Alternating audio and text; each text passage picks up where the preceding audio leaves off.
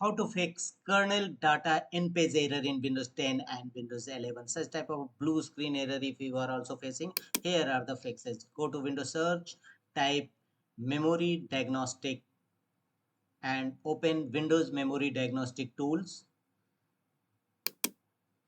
and here check your computer for memory problems. Click on restart now and check for problems recommended. It will check your memory related issue and resolve problem accordingly. The next workaround to fix this issue is go to this PC, right click on it and choose properties. Here go to advanced system settings. Here from the top menu bar, go to advanced and under performance tab, choose settings. Under advanced tab, performance settings. Here again, go to advanced tab from the top menu bar.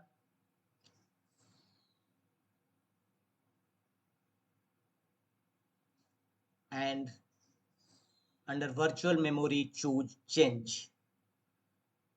Here, make sure that automatically manage paging file size for all drives, paging file size for each drive duly checked.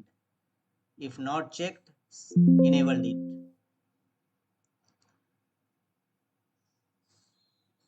After enable, restart your system and finally apply and then OK button. The next fixes is go to run command box and type appwiz.cpl. If you have installed recently any software or application, then uninstall it. It may be a cause of kernel data INPAGE error in Windows 10 and Windows 11. So simply click on that apps and choose uninstall options.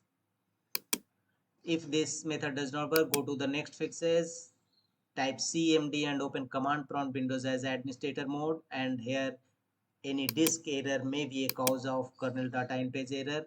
So execute the command chkdsk space /x space /f space r and press enter.